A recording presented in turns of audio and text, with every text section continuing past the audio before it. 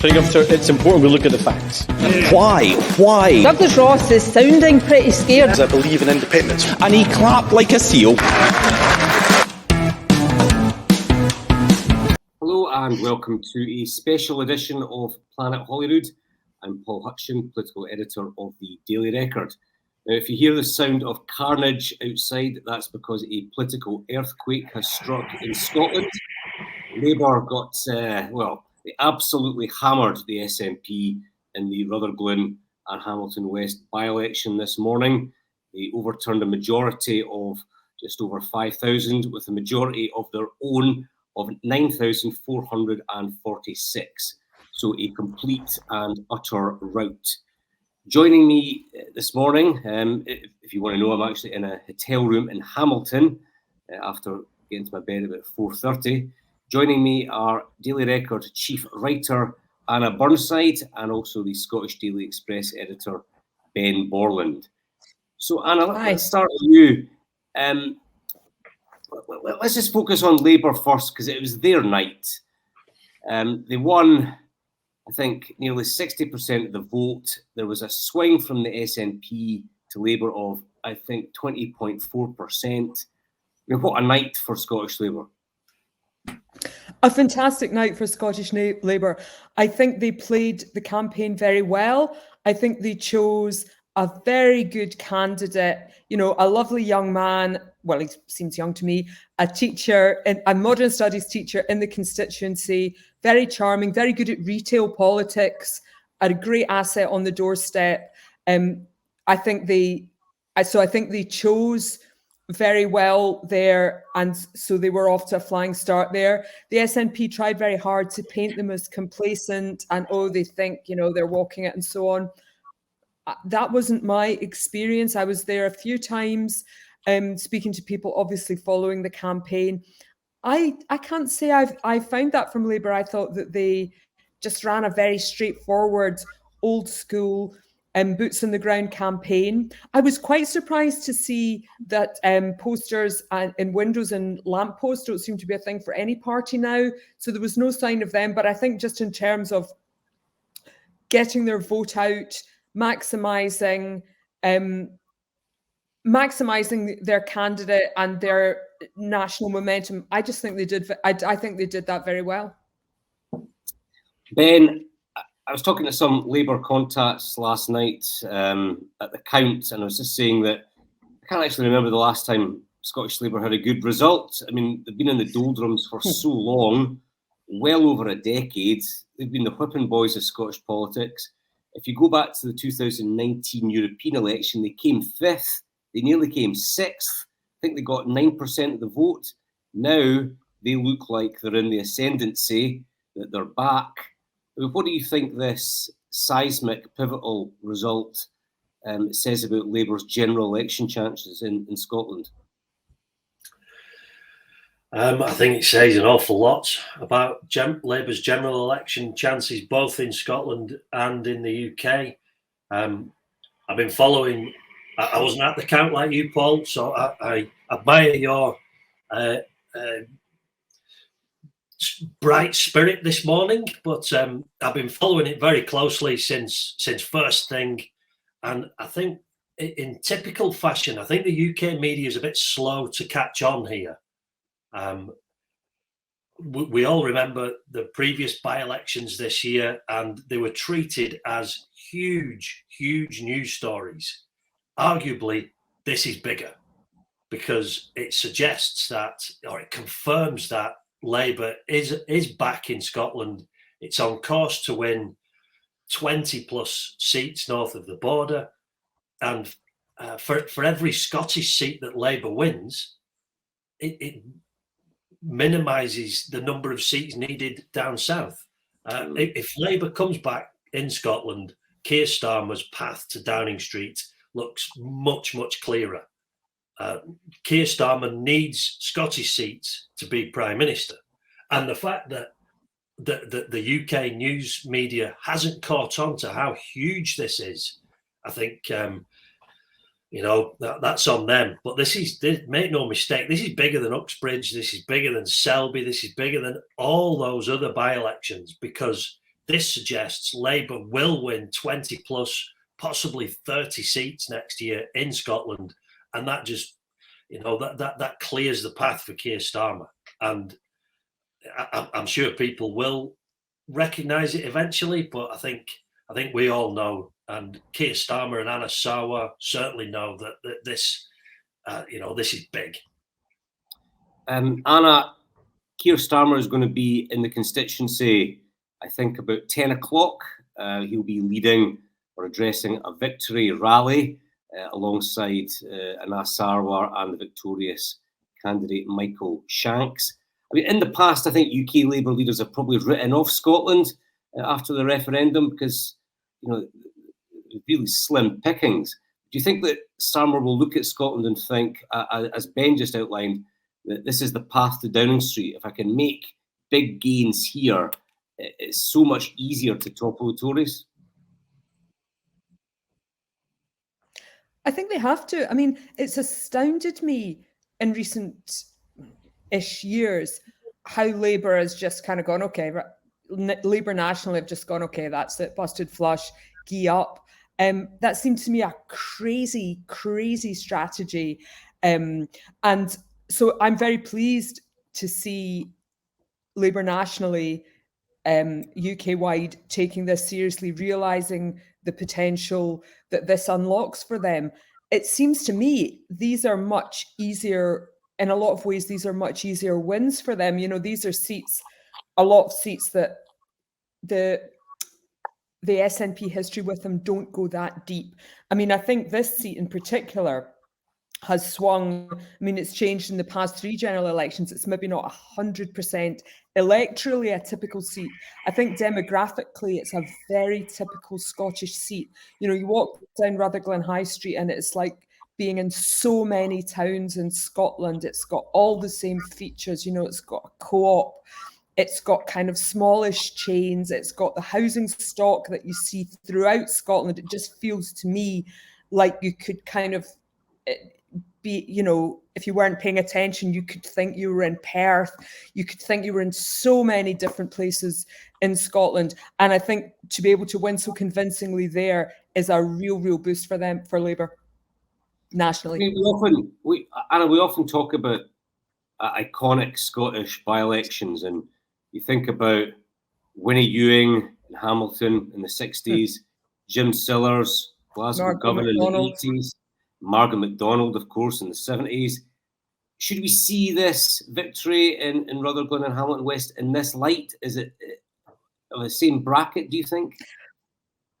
I think maybe not. I don't know. Michael Shanks may go on to do great things. Maybe not in terms of him and his personality. I think just generally in what the young people would call a vibe shift, in a change in mood. Yes, I do think so. I think this will be looked at as a tipping point. Sorry to use so many horrible meeting words in one podcast, but I think it is. I think it does look like it and feel a bit like a tipping point for Labour. Yeah. Ben, we've mentioned, or we focused on the winners so far. Let's talk about the losers, the SNP. I mean, there's no two ways about it. It was a catastrophic, disastrous night for Humza Yousaf's party. I mean, usually in an election, there's some sort of silver lining, and they seem to be clinging to the fact that turnout was so low. But let's imagine you're an SNP strategist, as unlikely as that may sound. How would you spin this result? Sorry.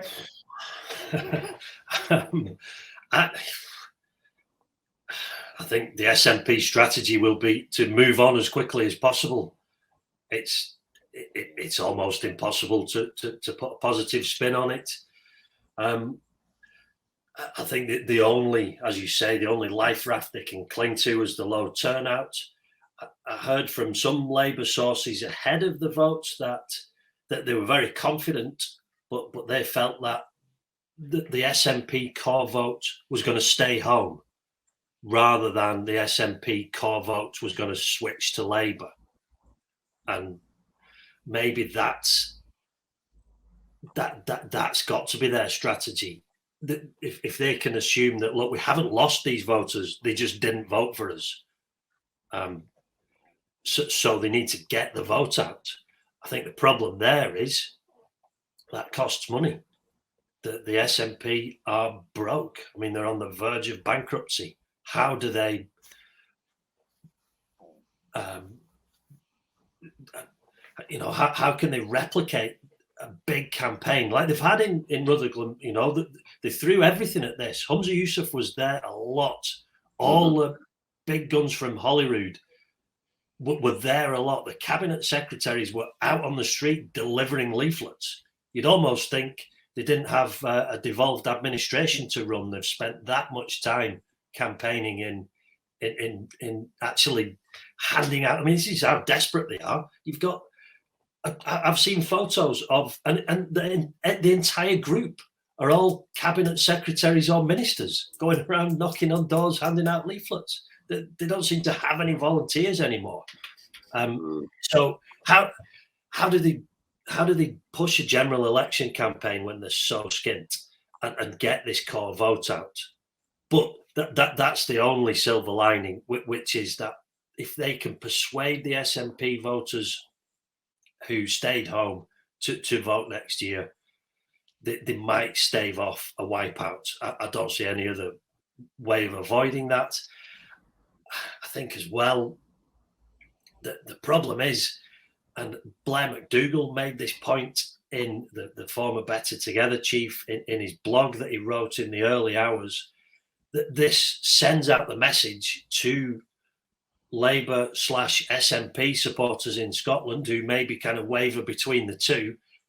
This sends out the message that if you want to replace the Conservative government, if you want Keir Starmer to be PM and not Rishi Sunak, vote Labour. Voting SNP will do nothing next year if you want a change of government. And this just confirms that. So it's a terrible night for Humza Yousaf. All the SNP can do is hope that something comes along soon, something positive rather than something incredibly negative. Something comes along soon to shift the conversation on. I don't know what that could be. I mean, they've got the conference coming up next weekend. I suspect we'll be straight back into very, very quickly a war in the trenches on independence. If Humza Yousaf doesn't make some bold announcement and say that if you vote for the SNP, that they will actually go to the UN and say we are an independent nation, I would expect some radical announcement on independence within hours, if not days, to try and take people's minds off this. Anna, I mean, it's been a dismal year for the SNP. You had Nicola Sturgeon's abrupt shock resignation, a very bitter and divisive leadership contest that they haven't really recovered from. They're aimless when it comes to independent strategy, which is what their conference is going to be debating. The Scottish government is struggling in the sense it has no money. And now, of course, we've got the by-election result.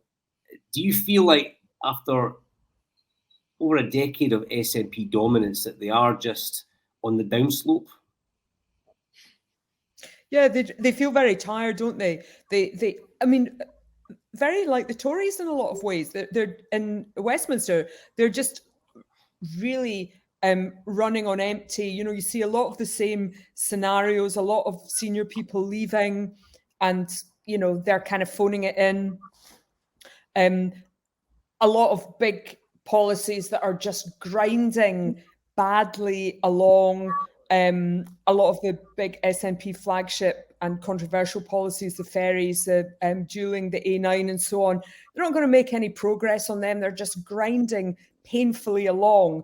So the whole party just feels, it just feels a bit, the government just feels a bit as if it's in its death agony.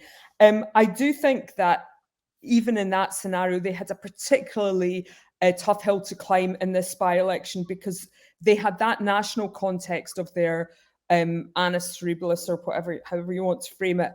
And then on top of that, they had the huge personal animus people felt towards Margaret Ferrier, which again was a double thing because people were generally enraged with her breaking COVID rules, but then they were really, really furious that she stayed on as an SNP, as an MP after she had lost the SNP whip. She just stayed on in the House of Commons and collected her salary. And a lot of people I spoke to in Rutherglen, and I was there several times doing this, just Shanks people, that was mentioned by lots of people as really, they just, their faces, the contempt in their body language when they talked about that. And that's a very hard thing to overcome on the doorsteps. And I think that might go some way to explaining why there weren't a lot of SNP members and foot soldiers out there, and they had to, rope people in from cabinet positions to hand out leaders, because that's a very, that makes it very difficult to get up people's fire up and say, yeah, we're out fighting the good fight, when you're fighting on the doorsteps, a real double whammy of actually very valid reasons people can present not to vote for you. I think Ben's absolutely right in that. I think it was a failure of the SNP to get their vote out. And I know this is the SNP line, but I do actually think it's probably true that that's what the low turnout tells us. And I also think the Tories, I'm sorry if I'm anticipating your next question, Paul, but I think the Tories losing their deposit is also a sign that, everybody, probably everyone in Rutherglen who was interested and involved in politics and wanted to send any kind of message at this election pretty much voted Labour. Yeah, actually, just on the Tories, Anna, 2019 election in the same seat, the Tories nearly got 10,000, maybe it was closer to 8,000, and then this time they lost their deposit. Clearly, there was a lot of Conservative. I mean, that's always good to see. It's always cheering. Yes. Well, obviously, the Daily Sorry, Record, say again. The Daily Record is not shedding any tears about the Tories losing their deposit. Clearly, a lot of Tories lent their votes to Labour this time around, but you'd have to think that their collapse as well is linked to the chaos in the Tory government. It's not just tactical voting, is it?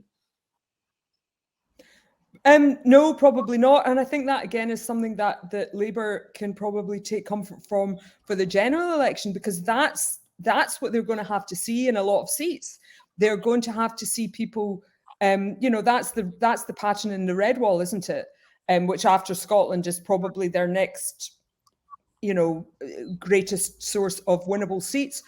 That's what they're going to have to see. People that thought the Tories had a message for them and something, could offer them something constructive, they're going to have to come back to Labour. And if there is any of that been going on in Rutherglen, I think that, again, is good news for Labour.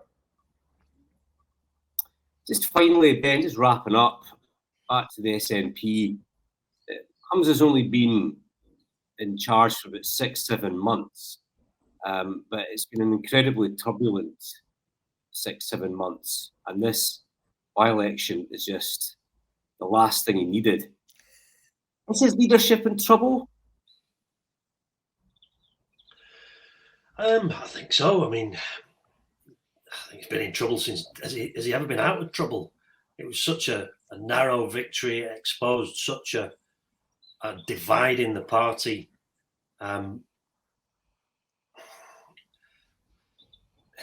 Kate Forbes clearly has been running a kind of shadow leadership campaign from the back benches. I still think, I don't think we'll see a leadership challenge anytime soon. I don't think Kate Forbes is quite ready for that. I don't think the party's quite ready for that. I think also. Let's imagine the general election takes place, say, spring next year, summer next year, and the SNP lose well over 20 seats. Well, Humza Yousaf will not be the SNP leader after the next general election. That's my belief. I think those challenges within the party, if you've any sense, why would you launch a challenge now, when you've still got the general election? And it just wouldn't make any sense. The obvious thing to do is wait for Humza, whether it's spring, whether it's autumn, unless something incredibly drastic happens, the SNP are going to have a very, very poor general election.